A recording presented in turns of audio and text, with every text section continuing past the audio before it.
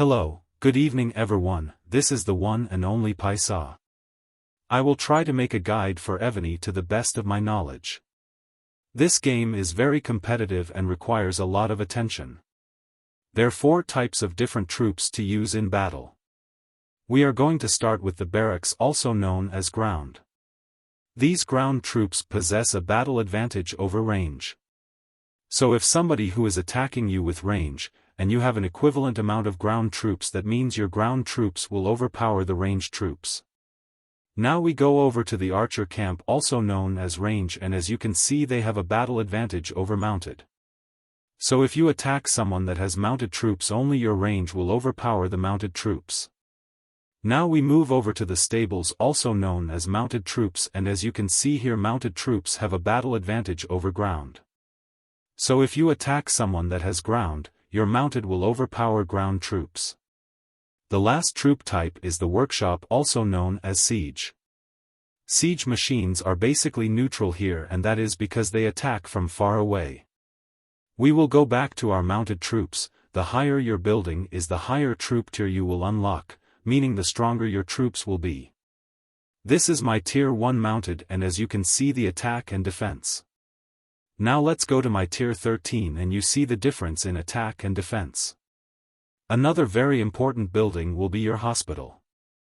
The hospital heals your wounded troops, and the higher your building is, the higher your capacity will be to hold and heal wounded troops.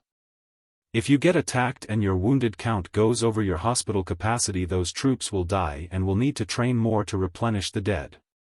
Healing your troops will require a specific type of resource, which is food, stone, wood and iron, which can be easily farmed in the open world.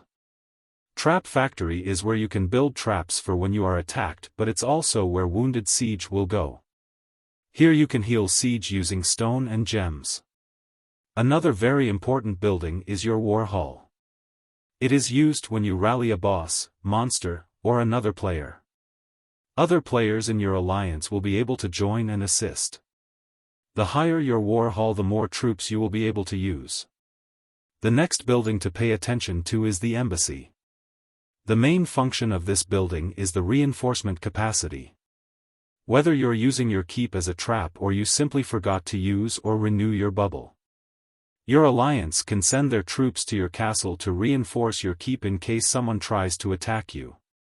Lastly, the main building that makes everything happen is the keep. In this building you can go to city buff and place a protection bubble. This bubble will keep other players from attacking you, routing or killing your troops. If another player attacks you, they can also steal your resources. So it is very important to stay bubbled at all time while you are growing. There are different timers for the bubbles. There is an 8-hour, a 24-hour, a 3-day, and a 7-day bubble. Whichever one you choose, just make sure you're able to renew the bubble before it drops, or you will have other players in other alliances killing your troops and stealing your resources.